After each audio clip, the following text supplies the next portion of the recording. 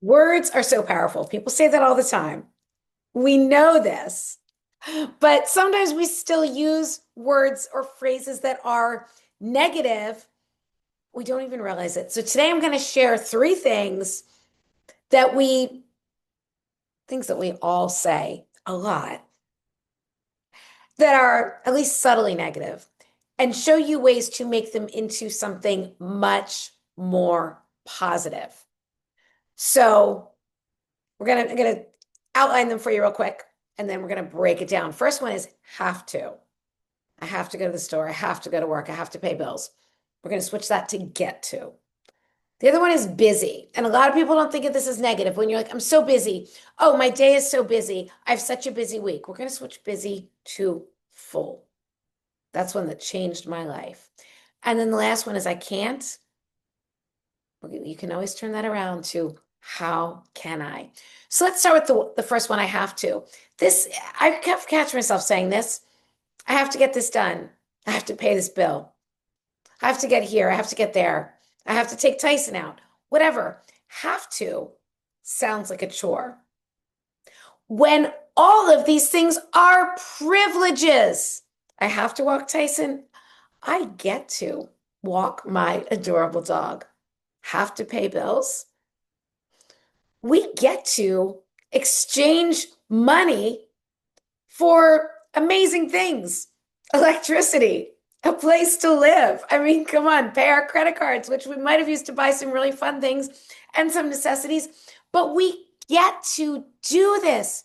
Have to go to work? No, you get to work at a job that supports you and helps to fund your lifestyle. So anything that you have to do, that you think you have to do, you get to do it. Life is a privilege. Life is a gift. We get to move these bodies and do things and live this life like it is a privilege to be here. Let's start treating it this way. Okay, this one's really subtle. People say they're busy all the time. In fact, a lot of people really wear busy as a badge of honor. I'm so busy. I'm doing this, I'm doing that. I used to feel like the busier I was, the better I was, particularly when I was a mom. It was like, I almost felt like there was a subtle competition, like who was the busiest? Like it was some proof that you were good. So several years ago, it was more than 5 years ago, I had a day where there was a lot on my calendar, a lot on my plate. Um, I remember I had a podcast interview, a client call. I had to go to some appointment. I can't remember what it was, but it was something outside of the house where those two were in the house. And then while I was out, I was going to meet a friend for coffee.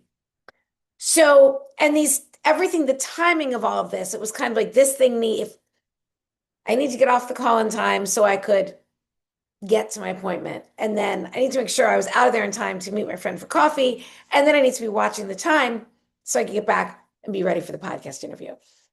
And I was saying to myself, this day is so busy. And I was a little worried I was getting myself a little worked up that morning. Like, what if, it felt like if one thing got off, like timing wise, everything else was going to get messed up. And then I stopped myself and I said, wait, this isn't a busy day. This is a full day full of good things. I get to coach a client that I really enjoy working with. I honestly don't remember what the appointment was, but whatever. I get to meet a dear friend for coffee because this appointment took me out in her general area. I get to connect with somebody who really lights me up. And then I get to be on a podcast where I get to share my ideas, share my voice. These are all privileges. These are all things that I get to do. I don't have to do this stuff. I get to do this. This is the life that I've created. And ever since then, I really don't use the word busy, full. I have a full week full of good things. I have a full day. And honestly, I like days that aren't too compressed. Um, but I celebrate days that are full of good things. So, and then the last one, I can't. I can't afford that. I can't lose weight. Oh, I can't do that. How can I afford this? How can I do things differently and lose weight?